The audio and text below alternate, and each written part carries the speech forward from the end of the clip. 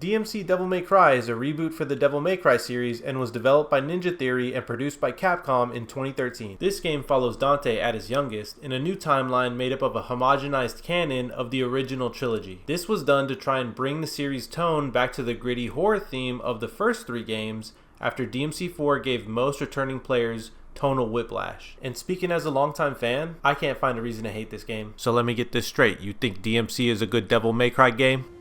I do. And I'm tired of pretending it's not. After a late night out with a couple of strippers, Dante wakes up in his trailer to a hangover and a third girl knocking at his door. This girl is Kat, and she's here to warn him that he's about to be ambushed by a hunter demon.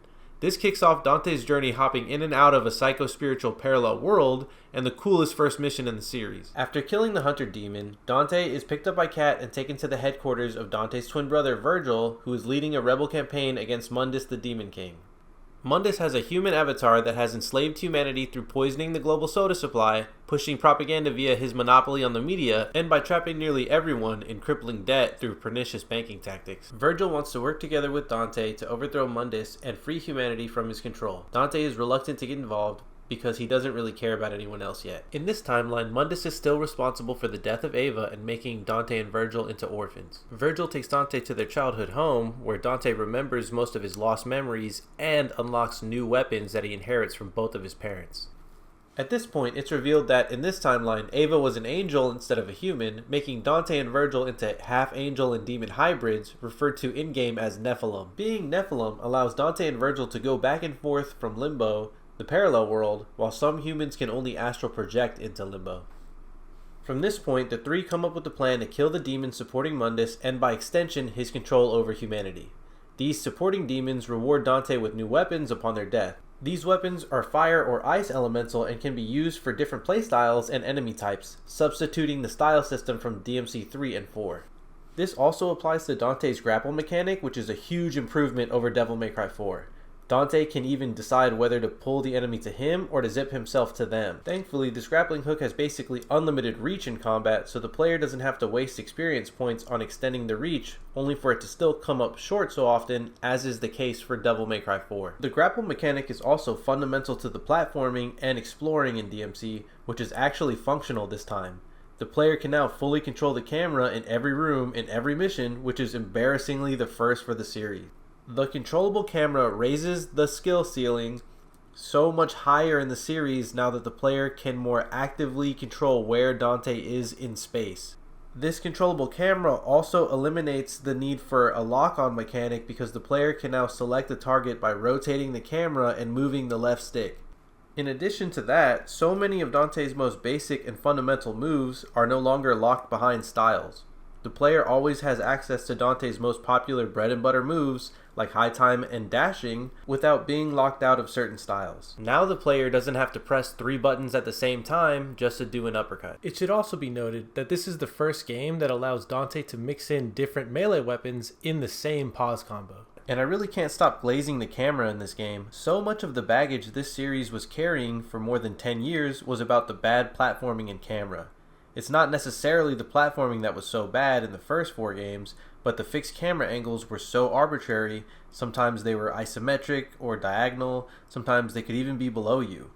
It really is such a lazy problem to have in all of the previous Devil May Cry games, because even Resident Evil, which Devil May Cry would often reuse assets from, got rid of the fixed camera angles with the release of Resident Evil 4, which came out the same year as Devil May Cry 3. When Dante finishes off the last boss demon, the local SWAT team raids Virgil's headquarters and Dante is in a race against time to save anyone he can. But while he can protect Virgil while in Limbo, his contact with Kat is limited, making the player take on the guide role for like a quarter of a mission. The SWAT raid is successful, with Dante and Virgil barely escaping after leaving Kat behind. However, leaving Kat behind is something Dante tried to refuse to do at all, instructing her how to surrender so she wouldn't get killed for resisting. This definitely solidifies Kat as the best Devil May Cry girl in the entire series. She's definitely the female lead that Dante, and by extension the player, learns the most about, and she's the only girl in the entire series that ever took a bullet for Dante. I mean, who else do we even have to compare that to? Trish is the worst girl, trying to kill or backstab Dante multiple times, and even after her change of heart, still has a tendency to join the bad guys. I'll be the first person to say Lucia is cool. The problem is, she only has about 6 lines of dialogue total. Even the most hardcore fans barely know anything about her. Kyrie is straight up cardboard with nothing to do but call Nero's name. Having said that, at least Kyrie doesn't have a bad personality like Trish. She just doesn't have one at all. And don't worry, I'm the world's biggest Lady fan. However, after DMC 3, Lady does nothing but walk around Dante's shop wearing less and less clothes. And don't get me wrong, I love sexy bimbos, but you don't have to pick between lazy bimbos and women that are actually plot relevant. DMC proves that you can have both. Now that Mundus is holding Kat hostage, Dante decides to kidnap Mundus' girlfriend Lilith to strong-arm Mundus into a trade. However, Lilith and Mundus' baby aren't going without a fight, with the full intention to kill Dante on Mundus' behalf. Even though they're evil and try to kill him, Dante is a good guy and spares both. Dante and Virgil meet with Mundus' SWAT team to do the exchange, and big shocker, Virgil does something evil, double-crossing Mundus, which also catches Dante off guard. This moment is actually very true to Virgil's character, however. If you actually did bother to play DMC 3 before this, you would know that Virgil summoning the Demon Tower with Arkham directly caused 2 different school buses full of kids to get blown up. On top of that, he stabs everyone he meets in DMC 3. Family members, even people he's teaming up with. I also want to point out how cool it is that Mundus is an actual character this time, with fears and relationships with other characters, instead of just being a statue and a knockoff Star Fox boss. Because Kat was in Mundus' tower, she was able to map it out via astral projection in Limbo, and guide Virgil to the Hellgate, the source of Mundus' demonic power. The only thing left to do for Dante and Virgil is to double team Mundus in a boss fight that's pretty similar to the last game, but way less needlessly tedious. Now the final mission is exactly what you think. We can't have Virgil in the game without a duel between him and Dante. I will admit, even ignoring all my experience with the series, it was pretty easy to see Virgil's heel turn coming. He really was strategically selfish multiple times in the story before this point. Virgil and Dante's fight is very interesting. Both characters have good points. Most people in the setting are really too stupid to take care of themselves, but Dante makes a great point. Even both of them together couldn't find the Hellgate without Kat. Virgil wouldn't have even met Dante if it wasn't for her, and most importantly, Dante would have never learned to care about anyone else if it wasn't for Kat constantly risking her ass trying to literally guide him through hell. This was one of the 2, maybe 3 times that I've actually enjoyed the conclusion of a Devil May Cry story, and it was way more coherent and satisfying than the last one I played. Other than just the story, there were so many other parts that I loved about this game. First of all, yes, there are a full 20 missions this time, each with platforming that's actually fun for the first time. On top of that, this game clearly has the best art direction in the series. Every mission is packed with vibrant color and stylized vignettes, with personality oozing out of every corner. Lilith's Club is 100% the best single mission in the entire franchise.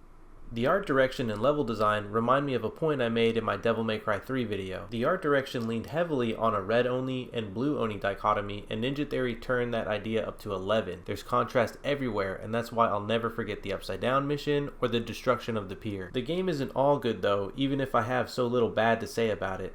The guns are way too weak, and I think it's an overcorrection from feedback from Devil May Cry 2. And even though the original run of the game's human mode was harder than DMC 4's Easy Auto, it's still way too easy. Honestly, I even think the game's Devil Hunter mode is easier than DMC 3's Easy mode. If you get the chance to choose between this game and Devil May Cry 4, I can't think of a genuine reason to pick Devil May Cry 4 to play. Even the special edition still has all the same problems the base game does, like bad puzzles, backtracking, and really cringe dialogue, which even the vanilla or original run of DMC doesn't make you put up with. Speaking of the definitive edition, DMC also has microtransactions, but unlike DMC 4, it's only for cosmetics, so the player can't just buy experience with real money. The definitive edition comes with all of the cosmetic DLC included, in addition to several of the new difficulty modes, the most important of which being must-style mode. This means that enemies only take damage when the player has an S rank or higher, and can be layered on top of any other difficulty mode. This is pure Devil May Cry in a single mode. Going back to Virgil for a minute, this is arguably the best version of Virgil, being much closer to the source character, that being Publius Virgilius Maro, who guided Dante Alighieri through hell in the Divine Comedy. And that's another big factor that no one seems to bring up when critiquing this game.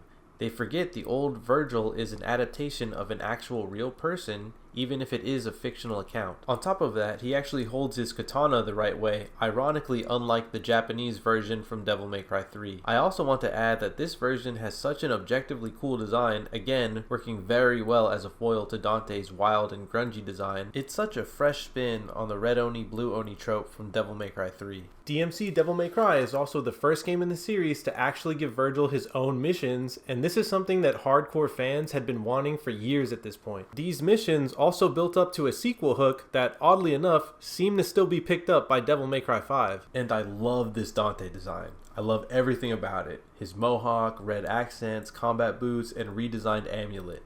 I love that he actually went through a character arc this time, which only seemed to happen in Devil May Cry 3. In every other game, Dante acts so inconsistently different, especially in Devil May Cry 4, where he acts so cartoonishly corny even though he didn't act like that in the first 3 games.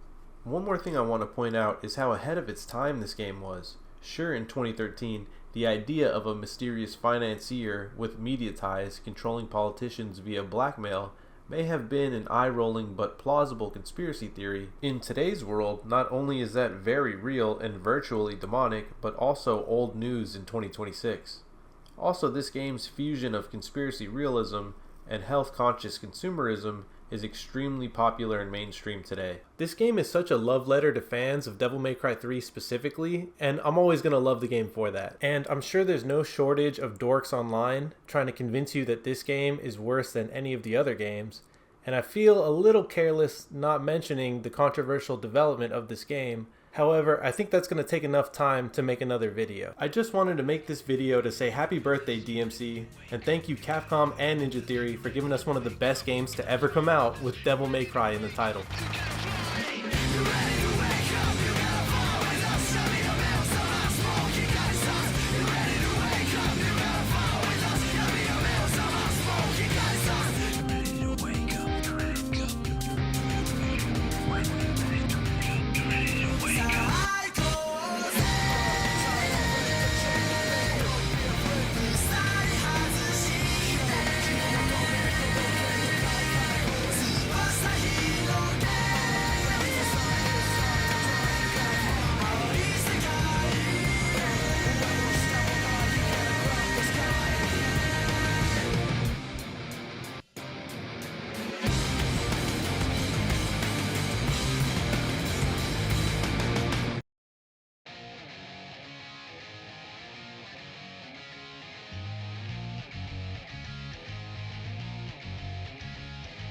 He got arrested again at GameStop because they changed. Get this. This is one of my favorite recent Chris Chan things. Sony changed the color of Sonic's arms from tan to blue. Yes. Oh. And he's like, that's not what Sonic's arms look like. Yes. And so he went into the GameStop. And there's a video of him doing it. And he goes into the GameStop and he's trying to color in Sonic's arms with like a blue magic marker. Oh, yes. And the employees are like, what are you doing? And he starts macing the employees. Oh, what? Yeah. I love that it's like how stupid you are that like Sony makes a change. Yeah. So you go to your local GameStop Yeah. and decide that's what's going to change it. That's what's going to turn it around. You got to be the change you see. Yeah. No, he's